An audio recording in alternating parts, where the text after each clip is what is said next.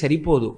ఎవడు ధర్మానికి మిత్రుడు కాడో, ఎవడు దైవానికి మిత్రుడు కాడో, ఎవడికి వేద ప్రతిపాదితమైనటువంటి వాక్కు యందు విశ్వాసము లేదో, ఎవడు ఈశ్వర ధిక్కారం చేస్తాడో అటువంటి వాడి పట్ల ఆయన ఆగ్రహము వ్యక్తమవుతుంది. ఎవడు ధర్మమునందు అనురక్తి కలిగిన వాడై ఉంటాడో, ఎవడు భగవంతునికి దాసానదాసుడై భక్తుడై ఉంటాడో అటువంటి వాడి పట్ల ఆయన అనుగ్రహ ప్రసరణం జరుగుతుంది. ప్రత్యేకంగా హనుమదుపాసన చెయ్యవలసిన అవసరం లేదు. హనుమని ఉపాసన చేస్తేనే ఆయన అనుగ్రహం కలుగుతుంది అనుకోక్కర్లేదు. ఆయన యొక్క అనుగ్రహ విశేషంలో ఇదొక లక్షణం.